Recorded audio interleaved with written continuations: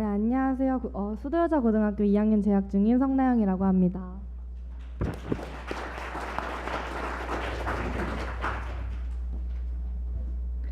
제가 원고를 달라 그래서 제 대본을 메일로 보냈어요. 그래서 그거 말고 뒤쪽에 보시면 설문조사 결과가 있어요. 그거 참고해 주시면서 제 이야기 들어주셨으면 좋겠습니다. 저는 지금 학생회도 하고 있고 중학교 때도 학생회를 했고 작년에는 동작구 청소년의회 의장으로도 활동했고 지금 서울시 동작구나 학생참여위원회 이렇게 활동을 하고 있어요. 활동을 하면서 느낀 것들을 필요하다고 느낀 정책들과 또 이 발표를 준비하기 위해서 학생들을 대상으로 설문조사를 진행하였거든요. 거기서 나왔던 결과들을 토대로 발표를 하겠습니다. 첫 번째는 학생 자치 보장과 관련된 것인데요. 제가 국사봉 중학교를 졸업하였는데 국사봉 중학교는 혁신학교예요. 그래서 학생 자치 활동 보장이 굉장히 잘 돼 있는 학교였어요. 학생과 관련된 교복, 교칙, 시설 등은 학생회가 언제든지 학생들의 의견을 모아서 선생님께 전달을 하였고 선생님께서도 적극적으로 반영을 해주셨어요. 또 저희 의견을 항상 존중해 주셨고요. 저는 이런 중학교에서 3년을 다녔기 때문에 이런 게 당연하다고 생각을 했어요. 그래서 고등학교에 왔는데 아닌 거예요.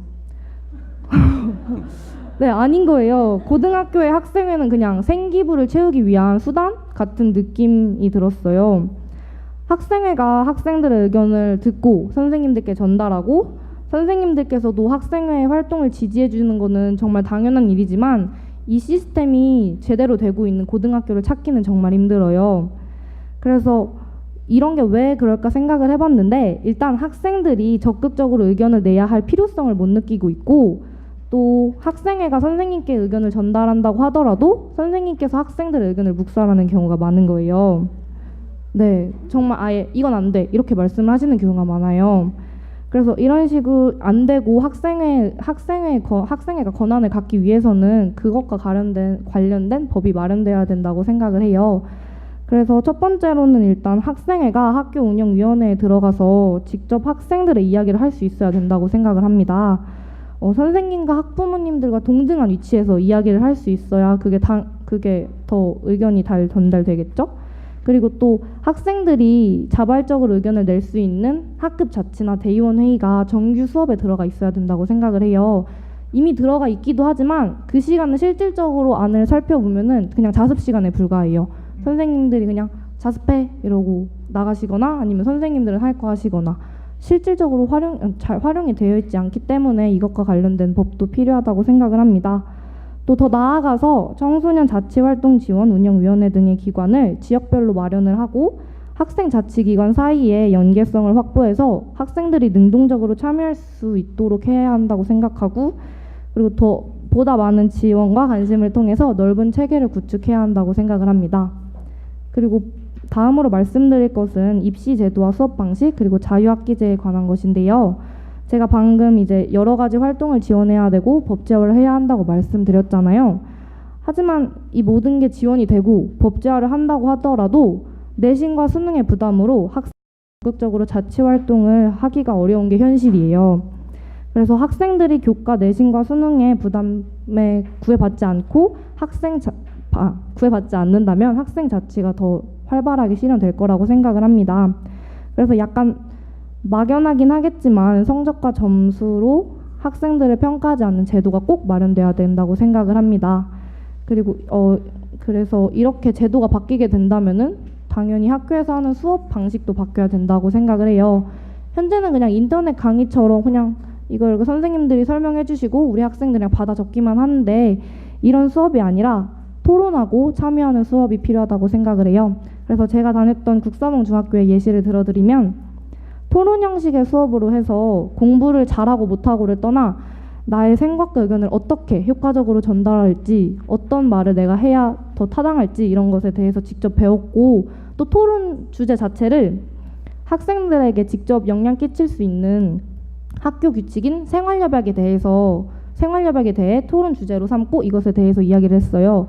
그러다 보니까 학생들이 자기에 관한 이야기니까 더 많이 이야기를 하게 되고 이 학생들이 낸 의견들이 직접 반영되니까 학생들이 내 의사가 이렇게 반영되는구나 하면서 재미 또한 느낄 수 있었어요. 이런 방식의 수업과 또 참여하는 수업 방식의 대표적인 예로 제가 생각하는 건 생태 수업, 뮤지컬, 영화제 등이 있다고 생각하는데요. 생태 수업은 창의로운 체험 활동, 일명 창체 시간에 지역 사회인 성대골 마을 발전소와 연계하여 진행한 수업이었는데요. 목공 수업, 에너지 자립 마을이란 어떤 것일까 등에 대해서 배웠어요. 그래서 제가 2학년 때는 3평짜리 저 에너지 하우스를 만들었어요. 혹시 여기서 집을 지어 보신 분 있으신가요? 오, 이렇게 저가 학생인데도 불구하고 저는 이미 집을 지어봤단 말이에요. 이런 식으로 학생들이 직접 참여하는 수업이 좋은 것 같아요. 또 뮤지컬 대회와 영화제는 학생들이 직접 대본을 쓰고 배경음악을 정하고 배역도 정해요. 이렇게 하다 보면은 자신의 진로에 대해서 생각을 해볼 수 있겠죠? 또 내가 어떤 분야에, 만약 진로가 아니더라도 내가 이런 분야에 흥미가 있구나를 깨달을 수가 있고요. 그래서 이런 걸 하면서 제 친구는 그래서 그때 뮤지컬 주인공으로 했었는데 그 친구가 지금 가수의 길을 걷기 위해서 오디션도 보고 있다고 해요. 이런 식으로 되게 좋은 그런 효과가 일어날 수 있을 것 같고, 제가 이렇게 말씀드린 것과 자유학기제 운영 방식 중에 진로 탐색을 할 수 있는 기간을 마련해 준다라는 점이 전 비슷하다고 생각을 했거든요. 그래서 자유학기제에 대해서 알아보다가 마침 제 동생이 작년에 자유학기제를 했다고 하더라고요. 그래서 동생한테 물어봤어요. 자유학기제 어땠니? 하니까 자유학기제 취지가 굉장히 좋잖아요. 이렇게 진로 체험을 마련하게 해준다. 근데 동생이 말한 거는 완전 달랐어요. 그러니까 실질적으로 학생들이 원하는 진로 체험을 하기가 어렵대요. 그러니까 꼭 이게 되어 있으니까 인원이 정해져 있다 보니까 나는 이거 하고 싶은데 학생들이 너무 많으니까 어쩔 수 없이 나는 돈을 내고도 다른 데를 가야 되는 거죠. 그러다 보니까 난 이거 정말 하기 싫은데도 어쩔 수 없이 가야 하는 그런 경우가 굉장히 많았다고 해요. 그리고 시험이 없어지니까 시험이 없어짐에 따라서 네, 수행평가 감사합니다. 수행평가가 늘어났는데 수행평가를 맨날 하는 거예요. 그러다 보니까 시험 보는 것보다 더 힘들어요. 애가 맨날 와서 나 수행평가 해야 돼 이러고 그러니까 힘들어하는 모습을 보니까 언니인 저로서 되게 불쌍하더라고요. 네, 그래서 지금 이제 중2가 됐으니까 원래 시스템대로 이제 맞춰서 살아가는데 애들이 하다가 이제 다시 적응하는 게 너무 힘들대요. 그래서 공부에 흥미를 잃거나 아니면 성적이 많이 떨어진 친구들이 많다고 하더라고요. 그래서 만약에 자유학기제가 계속 된다면은 이런 문제점들을 꼭 해결해야 된다고 생각합니다. 그리고 또 지속되려면 입시제도 또한 이런 걸 자유학기제에서 배운 것들을 활용할 수 있는 입시제도로 바뀌어야 된다고 생각하고요. 그리고 마지막으로 제가 말씀드릴 거는 선거 연령 하향에 관한 건데요. 이 발표를 준비할 때 청소년을 위한 공약에는 문재인 대통령께서 청소년을 위한 공약은 어떤 것을 내세우셨는지 알아보고 싶어서 선거 유세 기간 당시에 이슈가 되었던 문재인 1번가 사이트를 들어가 봤어요. 들어가 보신 분은 알겠지만 그 사이트 상단에 연령별 이렇게 공약이 있거든요. 근데 이게 무슨 일이에요? 10대에 관한 건 없었어요. 이렇게 10이라고 써 있는 건 없더라고요. 그래서 사실 공약 이렇게 준비하면서 조금 많이 당황스러웠습니다. 물론 네이버에 교육 공약 이렇게 치면 나오겠지만 이렇게 학생들을 위한 공약이 아니라 왠지 학부모님들을 위한 공약처럼 느껴졌어요. 네. 좋겠습니다. 교육을 받는 주체는 학생인데 말이에요. 그쵸? 그래서 청소년들의 의견이 반영된 공약이 만들어지기 위해선 선거 연령이 하향돼야 된다고 생각을 합니다. 그러니까 나라나 정부에 자신의 의견을 낼 수 있는 가장 크고 강력한 법이 선거라고 생각해요, 저는. 따라서 교육의 직접적 이해 당사자인 학생들이 선거권을 가지고 있는 건 당연하다고 생각합니다. 그래서 대통령까지는 아니더라도 적어도 교육감님은 안 계시네요. 교육감님은 적어도 청소년들이 투표를 해서 뽑을 수 있어야 된다고 생각을 합니다. 그리고 많은 사람들이 이제 청소년은 미숙하니까 휘둘려서 투표할 거다. 너네 친구가 하면은 그 사람 따라서 찍을 거잖아. 이런 식으로 많이 말씀을 하시는데요.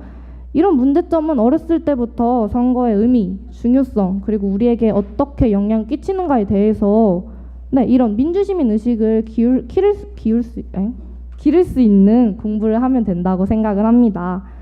제가 지금 이과인데요, 고등학교에서. 고등학교 이과 학생들은 법과 정치를 배우지 않는 이상, 따로 공부하지 않는 이상 배울 기회가 없어요. 배우게 된다고 하더라도 입시에 중요하지 않으니까 버리게 되는 경우가 많아요. 하지만 법과 정치는 문과 학생들만 알아야 하는 학문이 아니잖아요. 네, 그렇기 때문에 문, 이과 상관없이 민주시민 의식을 기르기 위해 도움이 필요한 부분은 따로 편집해서 책을 만들어서 함께 배웠으면 좋겠다고 생각을 합니다. 그리고 청소년 모의 투표가 진행되는 것을 나라에서 적극적으로 후원해줘야 된다고 생각을 하는데요. 혹시 올해 진행되었던 청소년 대선 모의 투표에 대해 아시나요?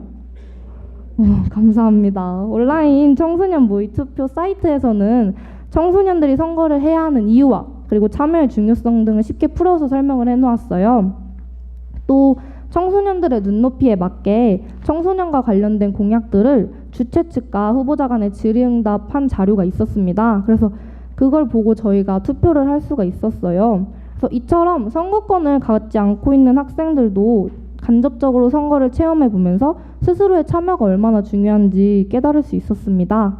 모의투표 결과 선거인원 등록 인원 중 투표 참여자가 온 오프라인을 합쳐서 86%나 된다고 합니다. 굉장히 높은 비율이라고 생각해요. 그리고 이 결과는 실제 선거와 같았고요.